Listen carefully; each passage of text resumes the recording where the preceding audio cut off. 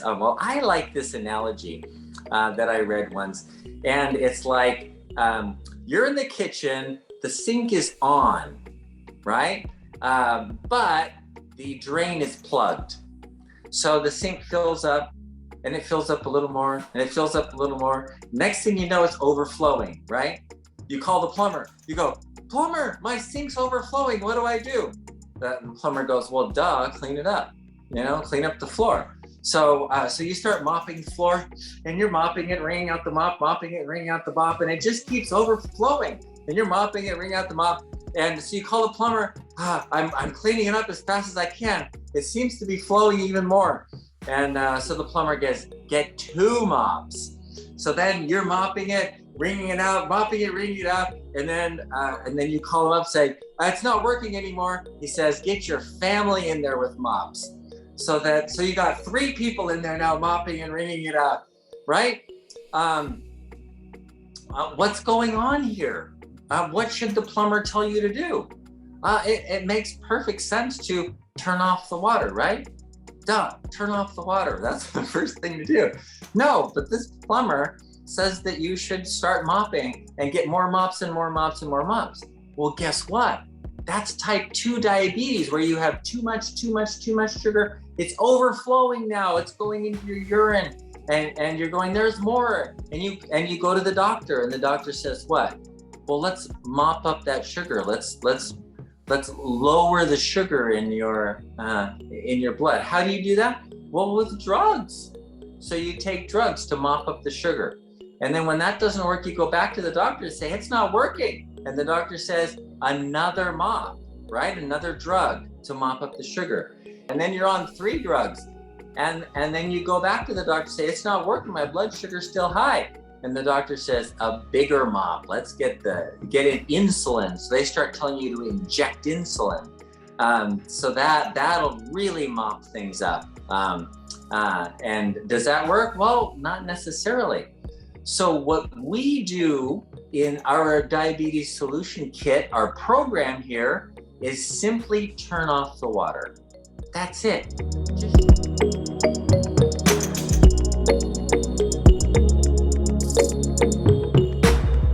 Hello, everyone. Welcome to the Fixed Blood Sugar webinar. Again, we're so glad that you're here. We are also live on Facebook. Just going to double check a couple things. All right, we're good. Say hello when you guys hop on. I was thinking about you guys today. I started a new book, and it is called The Power of Fun. And that sounds fun. You guys, I'm like 20 pages in, and I am like, oh my goodness, this could be a game changer for me. So I'll keep you guys posted. I'm curious if you've ever read it or heard of it. Catherine Price or Pierce, maybe. I can't think. I'm not sure, but she also wrote a book on breaking up with your phone. And oh my goodness, you guys, it's so good. It kind of talks about the difference between saying, like you're going to have fun versus fake fun. And I keep thinking about all these things that I do or that I am trying to do with my children that's actually fake fun and it's not really fun. And they kind of liken it to when you're in a group for the first time and you do icebreakers and how that's really not that fun, but somebody thinks it's really fun. And I could relate to a lot of that. So check it out, The Power of Fun. Again, I'm only like 20 pages in, but it already has just blown me away. It came highly recommended. Even talking about there is some addiction to phone discussion in there as well, and how that's actually taken away a lot of our joy. And it's almost become like a nervous tick type of thing where we check our phone constantly or we're doing the scrolling. And oh boy, guys, it was very convicting. So far, so good. So let me know if you guys are reading it. If you've read that, let me know for sure. And if you have any books that you are loving right now, I'm kind of on a book kick and it is amazing. So, all right, moving on from that, this is the Fixed Blood Sugar webinar. And I am here with Dr. Scott Saunders, who we all know and love. And today we're going to be talking about type 2. We're going to talk about what that means. What does type 2 mean? What's happening in our bodies when we have type 2, and what are we going to do about it, right? So, Dr. Saunders, would you give us a disclaimer today before we get started?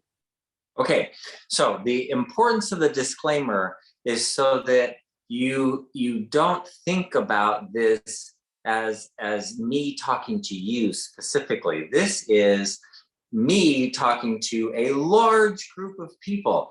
And so my intent is to instruct a large group of people on how things work generally.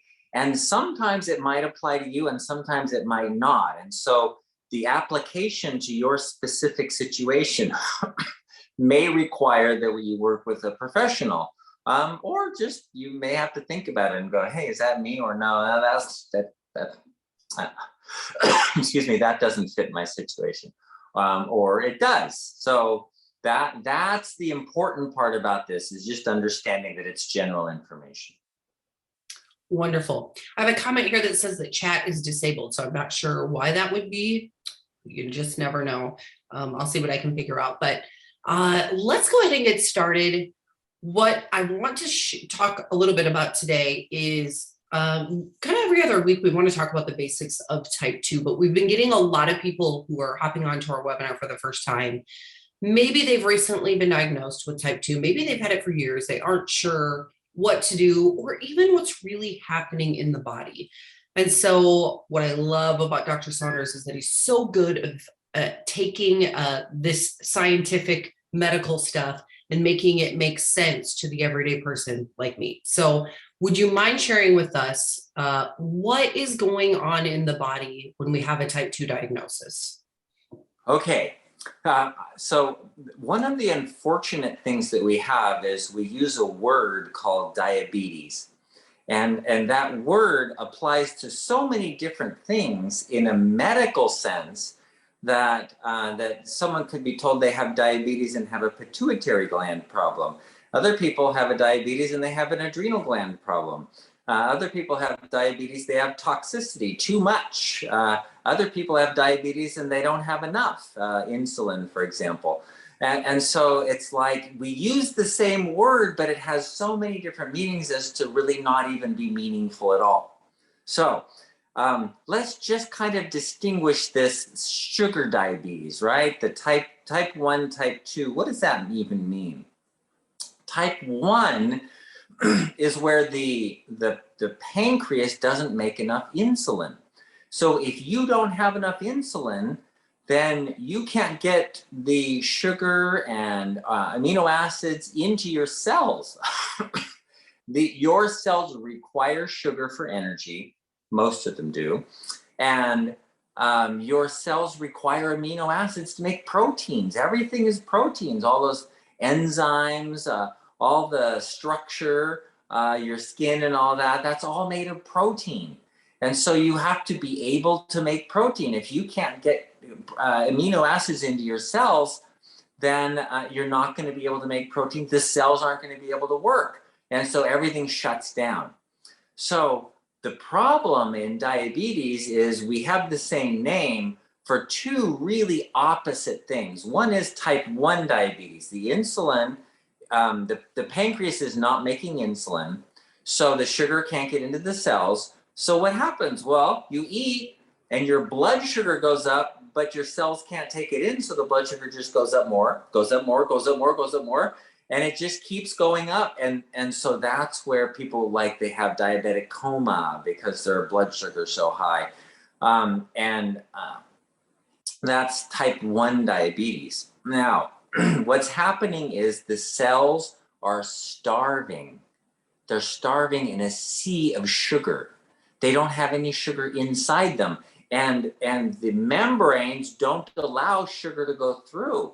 They have to be actually brought, sugar has to be brought into the cells. It can't just go into the cells. And so if you don't have insulin, you can't unlock those openings to let the sugar in. So you have to have insulin. Without insulin, the sugar can't go in the cells, and they just start shrinking and shrinking and shrinking. You're starving to death. in a sea of sugar, right? Does it make any sense? Well, yeah, because that's the way the body works, so that you don't take in too much into your cells. It has to be regulated, but there's something wrong. You don't have any insulin.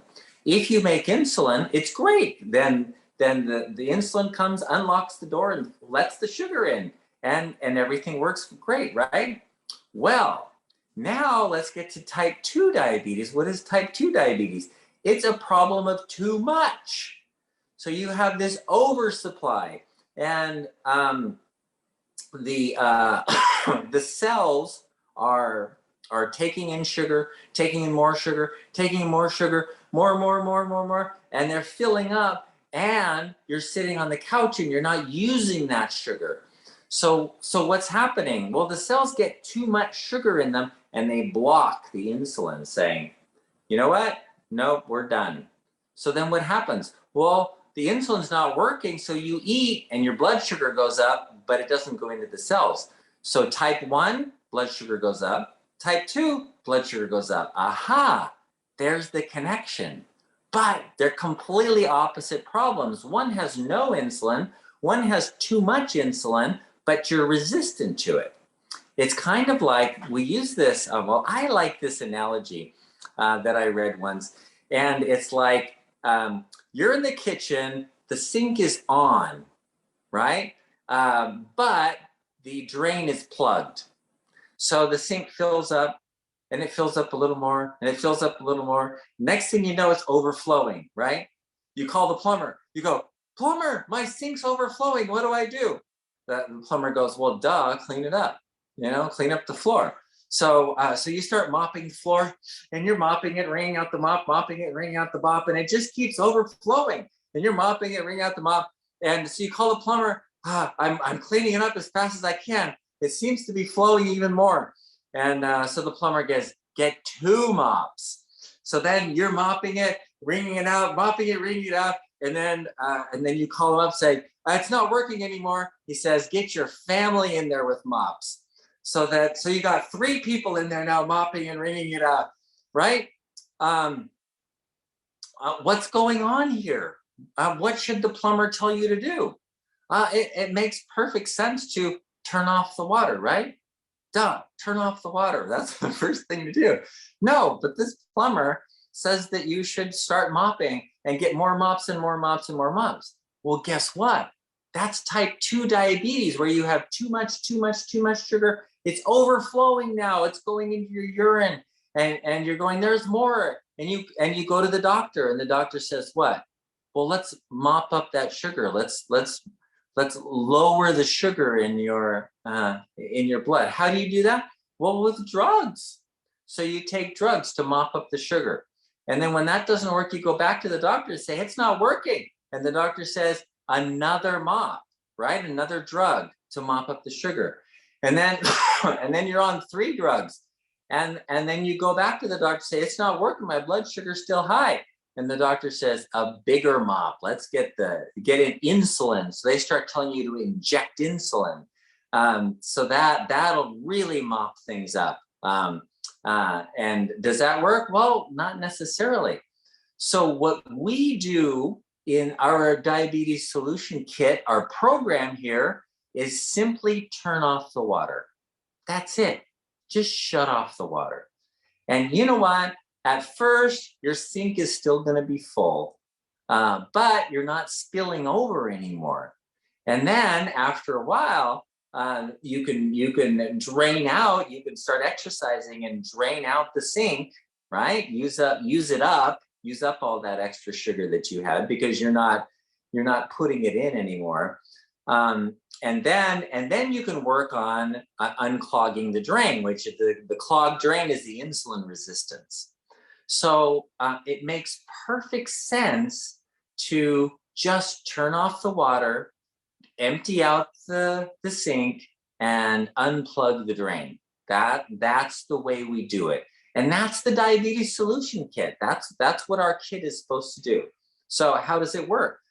The way you shut off the sugar is to not eat any. Just stop eating. So there's only 3 things you need to avoid when you have type 2, carbohydrates, fats, and proteins.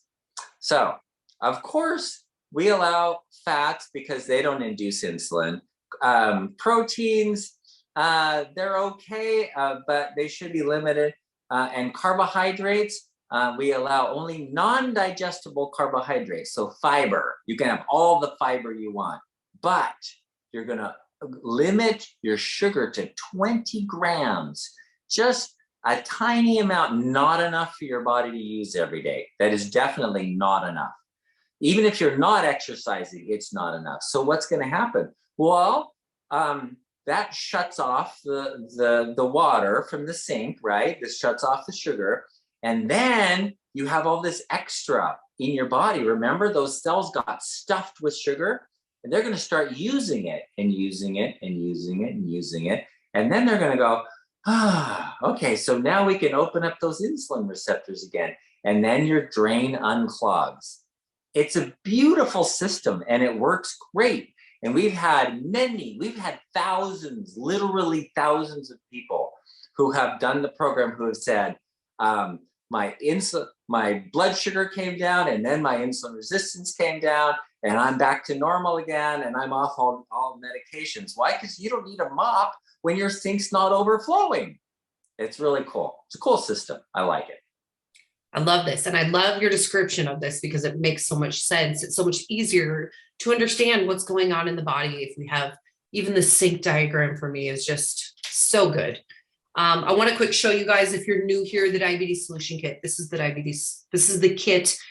This is the book that Dr. Saunders was referring to. So the various phases that we use, to mop, unclog, etc. His references are what we're talking about in here. So you can find that at bartonwebinar.com. I'll post that in the chat, which I guess isn't working. So I have no idea why.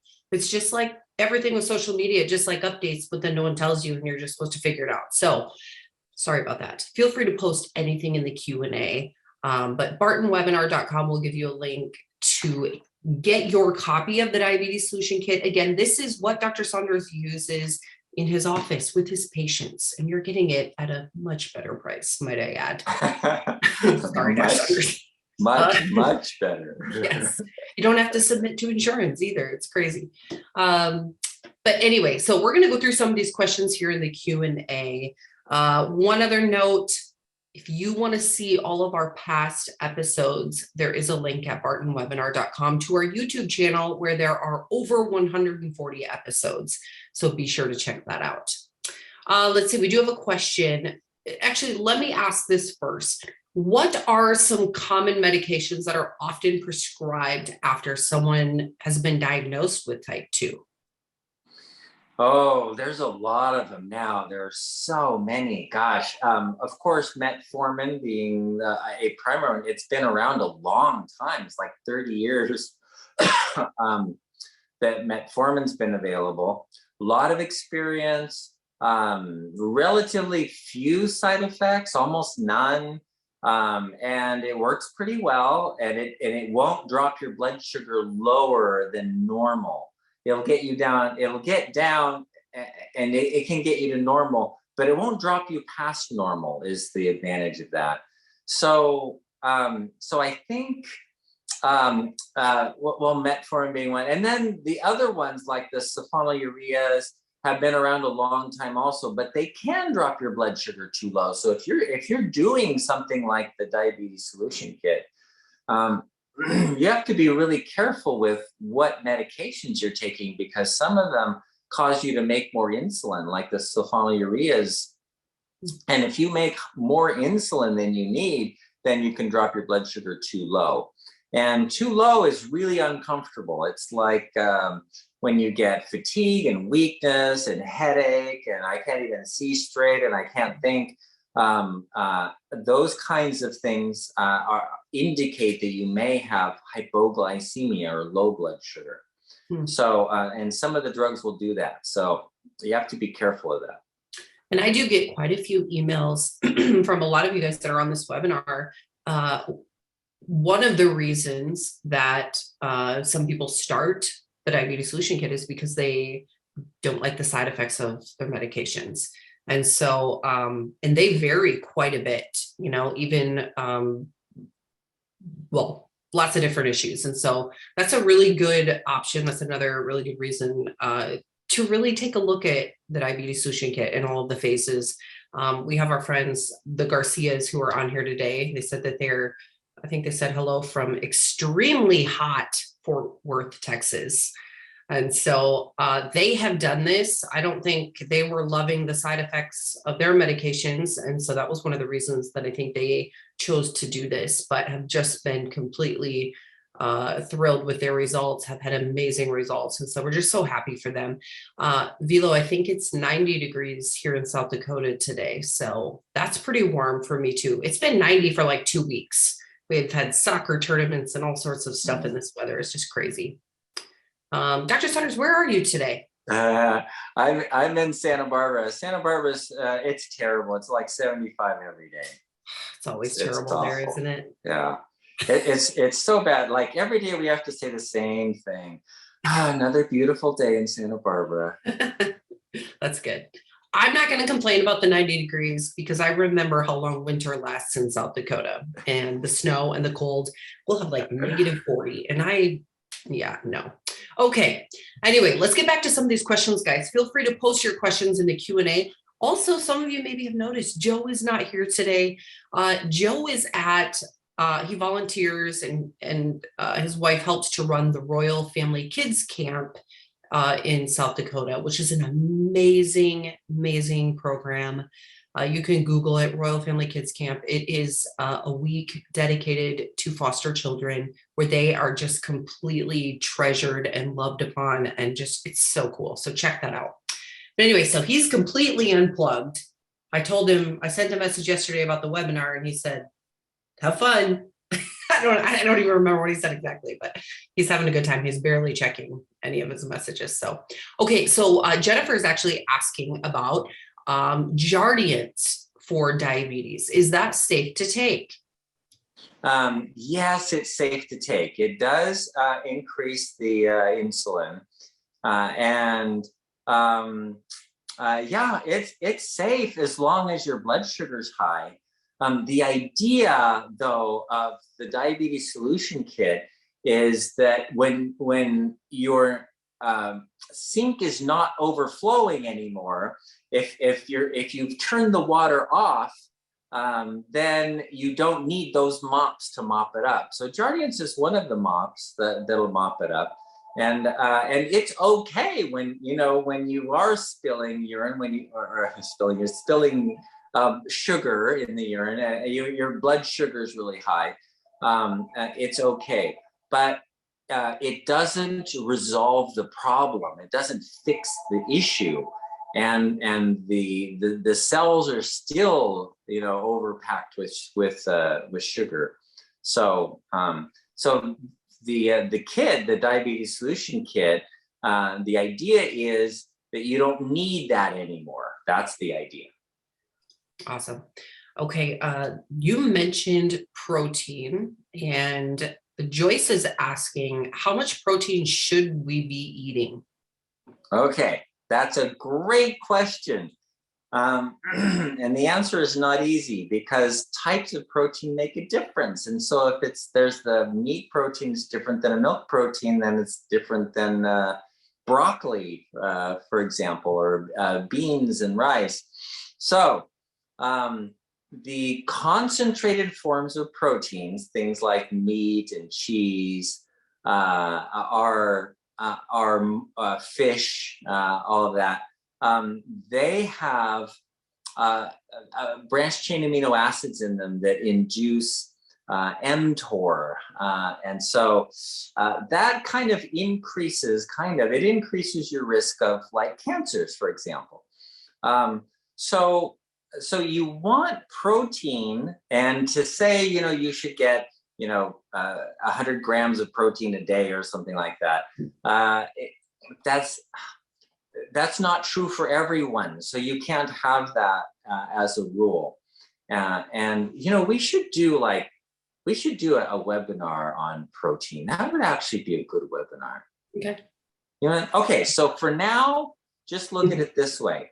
If you can get your protein from vegetable sources, if you can have beans and rice, for example, and broccoli has more protein than mother's milk, that is a better choice than well, if you're doing phase one, beans and rice is going to be a difficult way to do it. But broccoli's fine, and asparagus and cauliflower. There's a lot of ways to get protein without having to eat a lot of meat. And if you have a small amount, that's okay too. But decreasing the concentrated forms of protein is a really good idea. Interesting. I know that I have a lot more energy when I eat more protein. I've noticed that. So I know that protein is important for me. Right. A lot of protein. Okay, let's see here. Tom says a brand of bread is being sold as 6 grams of net carbs. Let's clarify what net carbs are really quick. Would you mind doing that, Dr. Saunders? Okay, so net carbs, you have carbohydrates that are fiber. And in fact, all of the fiber, most of the fiber sources are carbohydrates, but we don't digest them, we don't use them, they don't become sugar in the body. So we subtract those out. So the total carbs, like he's talking about the bread, you might have the total carbs being 20 grams for one slice of bread. But if it's really high in fiber, which they often do put a lot of fiber in it, then they only have the net carbs is the amount that becomes sugar. So that's the starch and sugar. Okay, perfect. So in this bread that's being sold as 6 grams of net carbs, it's actually 12 less fiber. Do we trust this calculation? Yeah. Yes, what they do is they use fiber instead of starch. So they use like inulins and soluble fibers as a starch, so that it's actually less net carbs. Okay, so I sometimes see these like YouTube shorts. They're just a little really quick videos that people post. And there was a girl who was really excited because she got these cookies that she was going to try. They were low carb. They had like quite a bit of fiber. But the result of that was that she had gas for the entire day, and it was constant. And so what's going on in your body when that's happening? The types of fiber that they use grow certain bacteria. And if you're not used to having that amount of fiber, and all of a sudden you grow a whole bunch of this one kind of bacteria that takes this fiber and turns it into essentially starch and makes a bunch of gas out of it, then you're going to get gas and bloating and yeah. Okay. Yep. From that fiber. So that's all. It's kind of like beans. Some people eat a ton of beans and have no problem. And other people, they don't digest the fiber very well, but they have bacteria in their intestines that do digest. And so beans cause them to have a lot of gas, just because that's the way their bacteria are made up and their digestive system. Which brings up another good point. We have quite a few people who, while they're doing the diabetes solution kit, keep a food journal. And one of the things that I think is important is while you're doing the food journal is also to write down how you're feeling, where you may want to say, oh, gassy today. That might be something that you want to make note of, or just keeping track of the things that you notice, because that'll kind of, you'll be able to see what foods make you feel really well, what foods affect you in the ways that you don't really want them to, and those kind of things. So definitely consider that as you're working to reverse your type 2. Mm-hmm. Okay, let's see. Milo said the system is the big mop that we need. That's it. That's awesome. No, Milo, just shut off the water. Yes. Unclog the sink. Yes, this is good. Okay, Tom has another question here. It says, this is about the lean apple cider vinegar again. So this is one of our supplements that we offer.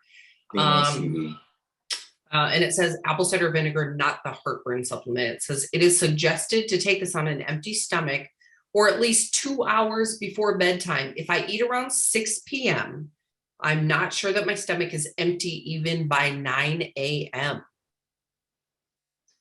Wow. Okay. So, or 9 p.m., Maybe right? 9 p.m. I'm going to assume I is think what 9 is p.m. Okay. yeah. So, yeah, if you've waited 2 or 3 hours after a meal, the lean ACV is going to work just fine. It's what it does is it adds in that acetic acid from the apple cider vinegar, and what that does is shuts off. It tells your stomach to shut off the acid production so you don't get this acid reflux. So it works even if your stomach isn't completely empty. So it's not something you have to obsess about. It has to be empty. Okay, this is a good question, and I may have to review the foods in our diabetes solution kit. But someone is wondering why okra is on the list of foods not to eat in phase 1 of the program. I don't know what its carb count is, I guess. So yeah, okra. I don't know what the okra carb count is either. That could be why often a lot of people are left off. We looked at carb counts and saying, try to avoid these because small amounts are going to give you over your 20 gram. I mean, it could be that reason. Otherwise, I'm not completely sure. If you find that it's low carb and you want to try it, I mean, I would think that might be okay to try if you want to. Is that maybe I'm not okay saying that, but in the different phases of the diabetes solution kit, you do get to start introducing other foods in, and that'd be a really good time probably to test that. If you're someone who really needs okra or you're missing it, try it and see how you do with it. That's the beauty of this plan, is once you get everything working properly, you can try to introduce a few things and see how it affects you. Okay. Dr. Saunders, what is your view? Oh, you guys, we get this question so often. This is good. What's your view on using monk fruit or swerve sweeteners? And I'll just go ahead and say sweeteners and regular sugar in general. Okay. So avoiding sweet is such a good idea. Avoiding the taste of sweet, avoiding monk fruit, avoiding coconut sugar, even the low carb sweeteners like the low glycemic index sweeteners like fructose, for example, because fructose can cause liver damage and cause fatty liver. So things like even agave nectar is half fructose, right? And the other half is glucose. So the best thing you can do is to avoid sweeteners of any kind. Because why? Well, research has been done since the 1970s. We're talking 50 years of research on artificial sweeteners, and they all tell us the same thing. People who get artificial sweeteners release more insulin, they have more insulin resistance, they gain weight easier than sugar. So if you have the comparison when they did the diet Pepsi versus the regular Pepsi, they found that people who drank diet Pepsi, even if it's the same amount, gained more weight than the people drinking the sugar Pepsi. So it's not that you have to count carbs specifically, because there's many more factors that enter into that. So it's a good idea just to avoid the taste of sweet. And if you look at that as a rule, okay, for now, I'm going to avoid the taste of sweet until my metabolism is back to normal. That's a good way to shut off the sink and stop the water from overflowing. All right, good stuff. We get asked that so often. Also, if you guys go to bartonwebinar.com, you will find a link to like our top 10 most asked questions. It's a really good resource for you guys as well. Okay, question from Greg. Hi, Leslie and Dr. Saunders. Daily, I take turmeric, healthy gut, Synachroma from Barton, but also an iron and B complex supplement. 2 questions. I just started Nervala today. Do I still need the B complex? And 2, I also just started magnesium spray. Should I still need turmeric? So the Oh, okay. first question, they started Nervala. Do they still need the Yeah. B complex? Yeah. Okay. Nervala is not a B complex. I think the B complex is a good idea anyway. I test people all the time, and I have found that they have low B12 is actually fairly common, but Nervala really only has alpha lipoic acid and benfotiamine, which is thiamine, which is a vitamin B1. And so your B complex is also going to have vitamin B1, but this is entirely different. This benfotiamine is a type of thiamine that is fat soluble. So it's going to be found in the fatty areas of the body, whereas the thiamine is water soluble. It's going to be found in the water areas of the body. So you can take them together. It's not a problem. In fact, they actually do make some B1 complexes that have both of them in there. So continue the B complex. And then what's the second question? Do I continue? Hold on. Do I continue with turmeric if I'm starting magnesium? Magnesium. Yes. Okay. So magnesium is important for a lot of different things with diabetes. It's really important. So if you're starting magnesium, that's good. Turmeric is something that you use for inflammation. And a lot of people with type 2 have worsening type 2 because of chronic inflammation. In that case, the turmeric, you still take the turmeric. But if your problem isn't inflammation, then the turmeric may not be useful. That's why we separated them out. That was a separate thing because not everybody has inflammation and not everybody needs that. Okay, good information. I was actually just looking for my turmeric BP. Somebody has taken it off my display shelf, which means someone needed it in my household. Okay, but if you are interested in learning more about these supplements, you can go, again, Barton webinar. I'll just keep saying that because that will link you to everything you need. But Barton Nutrition is a great place to find all of those supplements as well. Okay, interesting note here from Bonita. Metformin did not work for me. Over a 6-year period, was on the max dose of 2,500 milligrams per day. And I had side effects of numb feet, numb fingers, and had to nap after meals, very low energy. See, that's interesting. So what it does is it blocks sugar and forces the body to burn fat.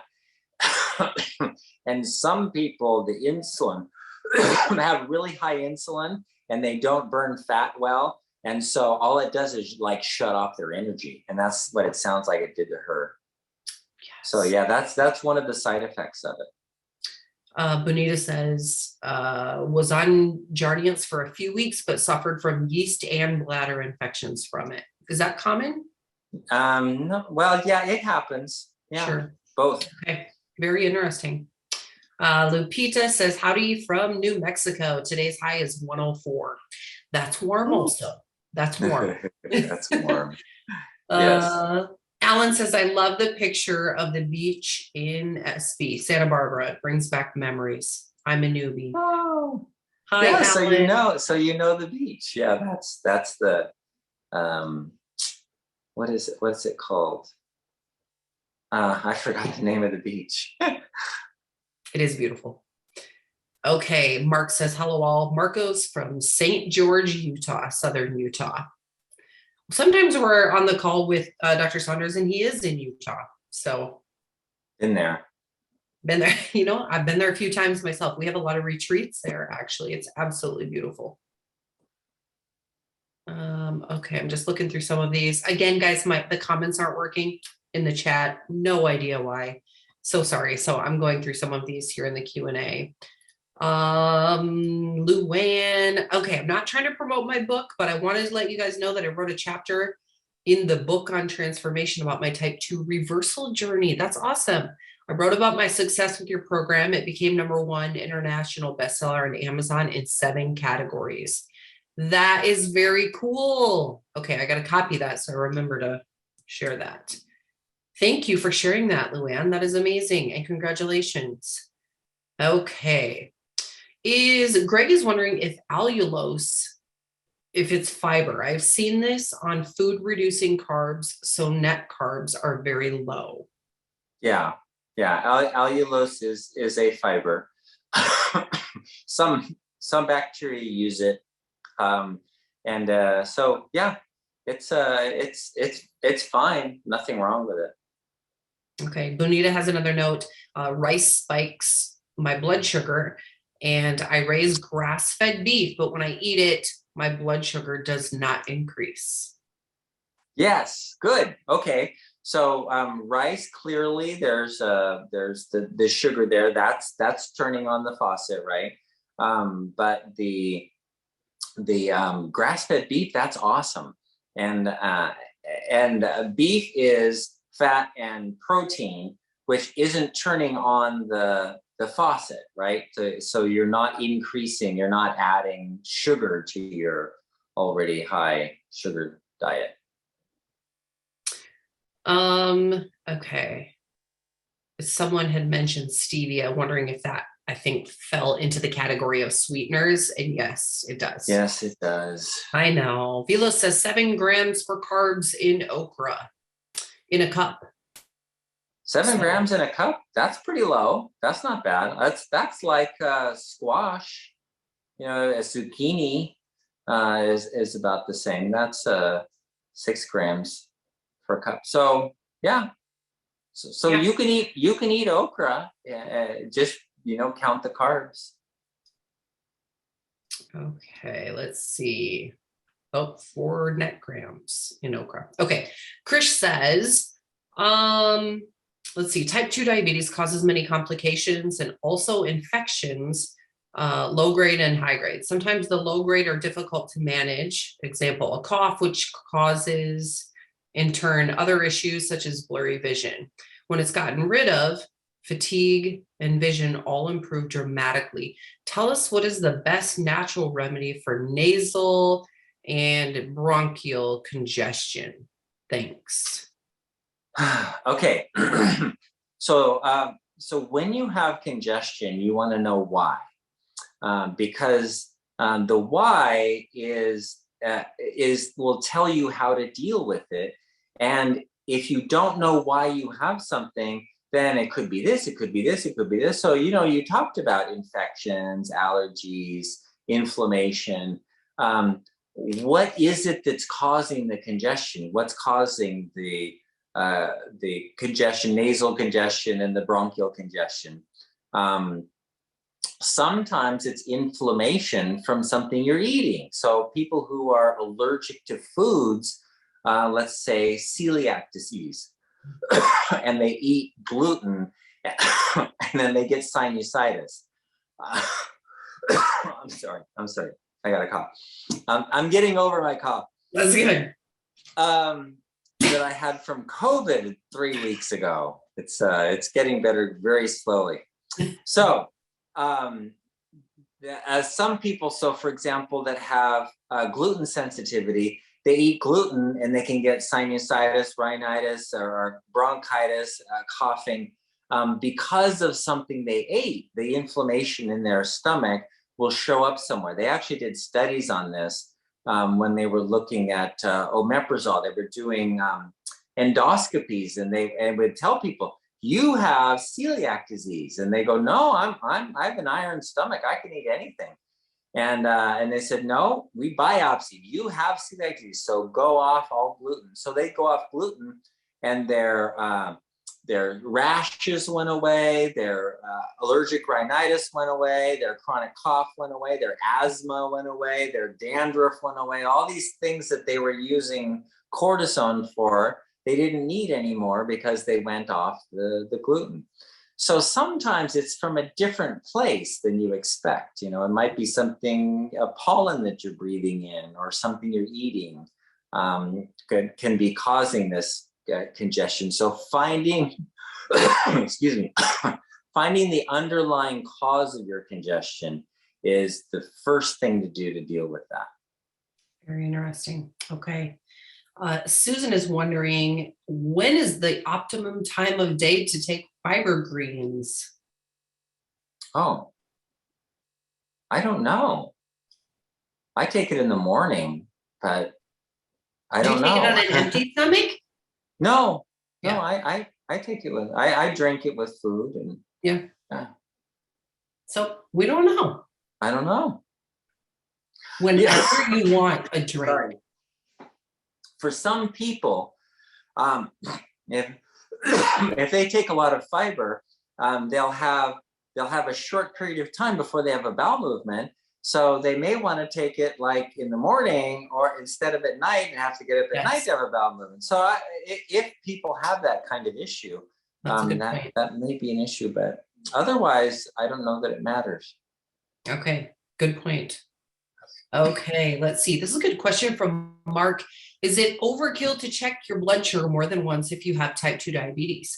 I know I'm a disabled veteran and the VA wanted to give me a limited number of test strips. They suggested I only test 3 times a week.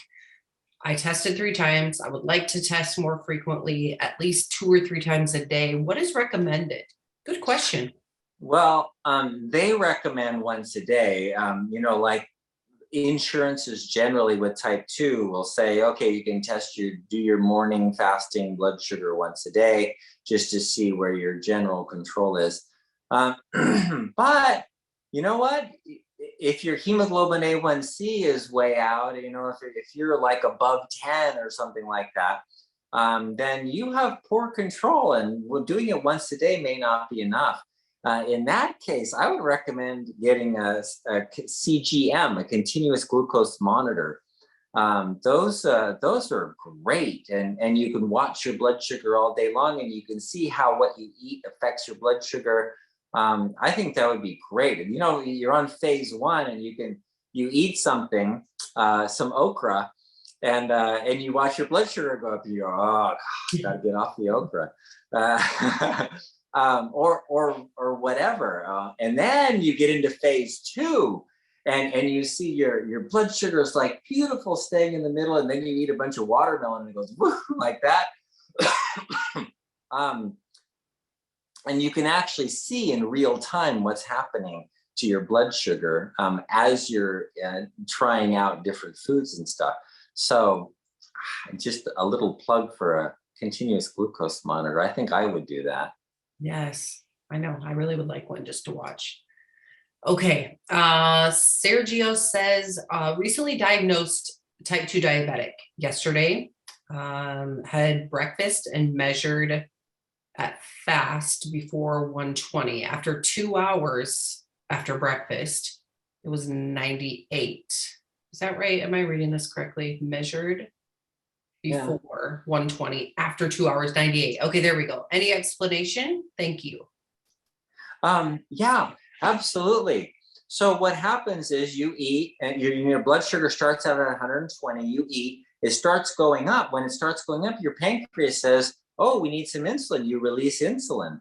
Well, insulin prevents your liver from making sugar.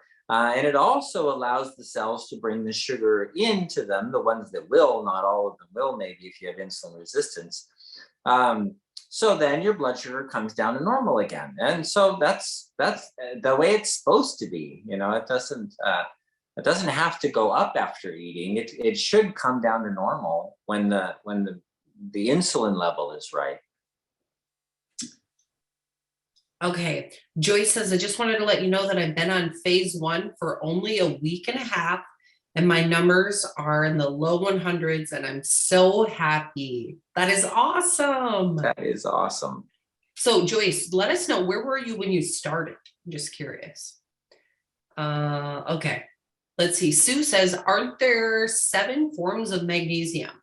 Which one should we make sure that are in magnesium that we're taking? And also, is magnesium oxide not good for us? Okay, so magnesium is one of those things that has a whole bunch of different forms, right? Because it comes in a divalent cation, and it's chelated with a lot of different chelating agents and all of that stuff, amino acids and stuff. Okay, here's the reality of magnesium. However you get magnesium is good for you. It doesn't matter if it's in chlorophyll. If you're drinking chlorophyll, the green color in all your green plants is green because of magnesium. Here's something that's really cool. If you don't believe in God, this will make you believe in God. The hemoglobin molecule that's in your red blood cells that has an iron in the middle of it is exactly the same molecule as the chlorophyll molecule that has the magnesium in it that the plants use to make energy. We use it to transport oxygen. They use it to change CO2 to oxygen. And one of them uses a magnesium, the other one uses an iron. It is just amazing that these proteins that we have. Anyway, so that magnesium in the chlorophyll is what makes it the green color, because it absorbs the light at a certain wavelength. And that's the best form of magnesium you can get, because it has a lot of other things with it. But if you're taking a pill and you take magnesium oxide, guess what? That's absorbed. Okay, it's not absorbed as well as a chelated form, but let's say you're getting 60% of it instead of 80% of it, then it's not a big deal. It's really like people are making a big deal out of very tiny differences in magnesium supplements. So yes, get it from your greens. That's ideal.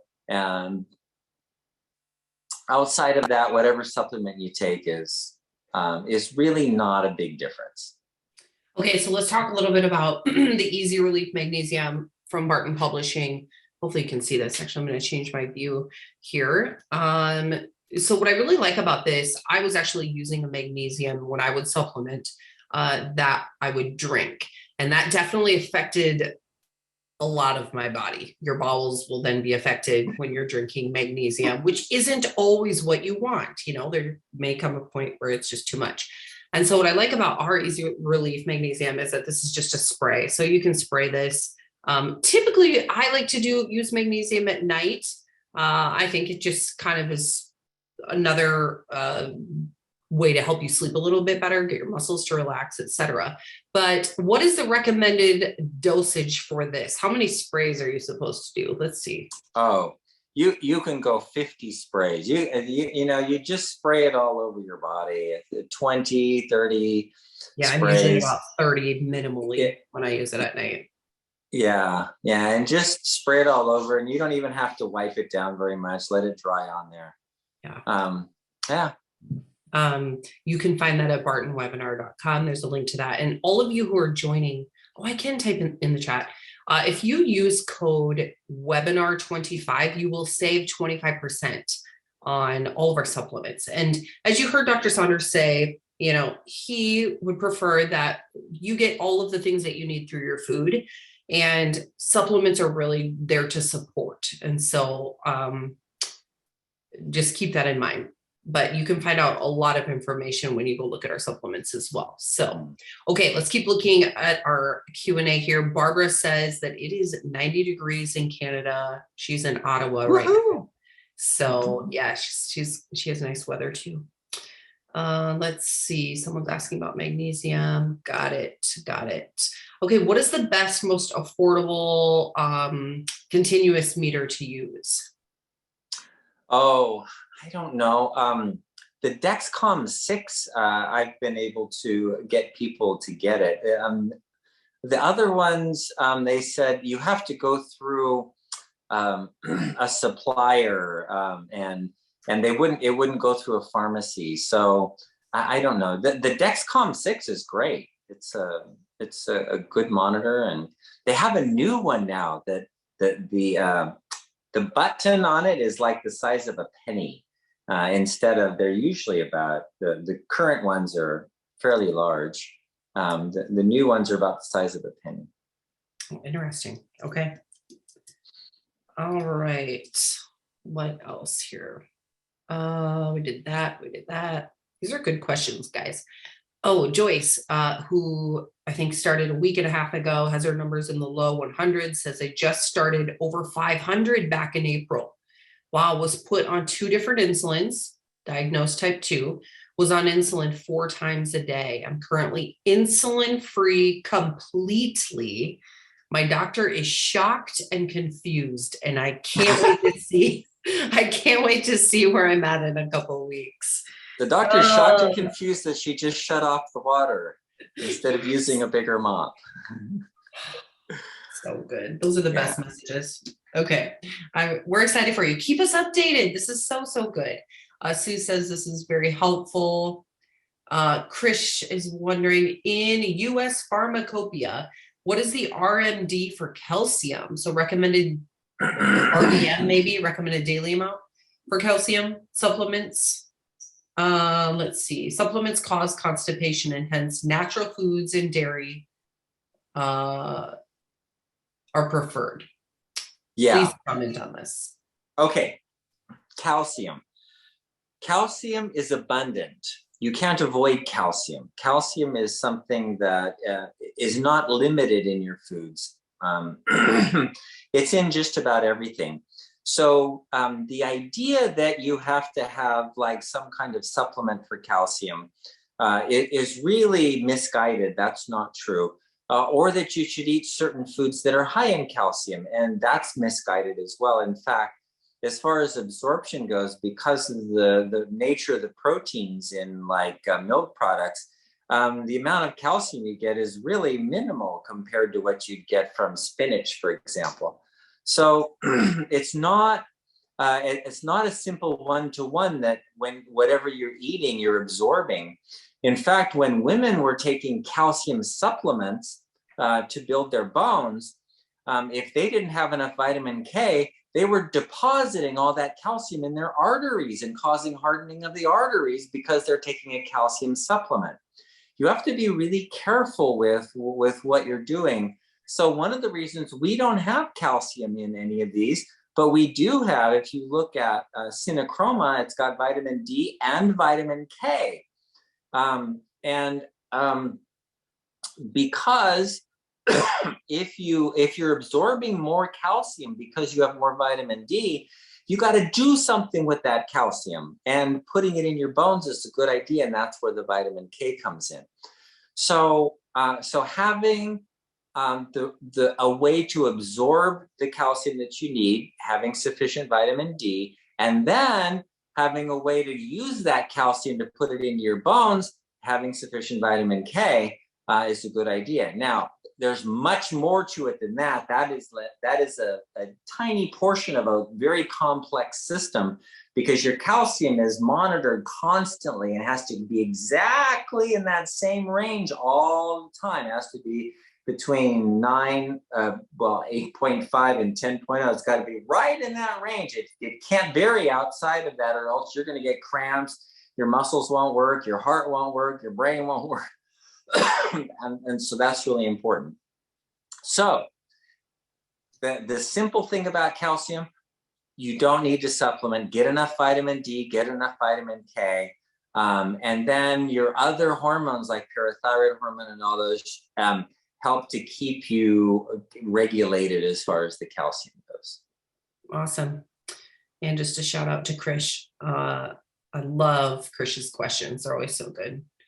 Let's see. Budita is wondering, is it the Dexcom that's the size of a penny? I actually just looked that up, and I don't think it is. No, it was the other one. It was I don't remember which one it was, but I remember seeing the ad for it, and they said, we got a new one, size of a penny, and it wasn't the Dexcom. Yeah. Okay. A couple questions about the picture behind you also. Alan is wondering if that's Devereaux Beach looking to Coral Point. It is. It is. Okay. It is. Yeah. Devereaux. That's exactly what it is. That's funny, because Greg wondered if it was the Ledbetter Beach across from the City College. I don't know, but somebody took a picture from this exact point and showed me the picture and said, yep, that's what it is. There's that's funny. Devereaux, That's so cool. Devereaux Point is way back in the back. Oh, very cool. All right, guys. Well, I think that is going to wrap us up for today. Dr. Saunders is going to go see his patients, and another really good webinar. Thank you guys so much for joining us. Come back next week. Feel free to ask questions. If you want to share a little bit more about your story, feel free to email me at leslie@bartonpublishing.com. I'd love to hear about how things are going for you. And again, thank you, Dr. Saunders. Have a wonderful rest of your week.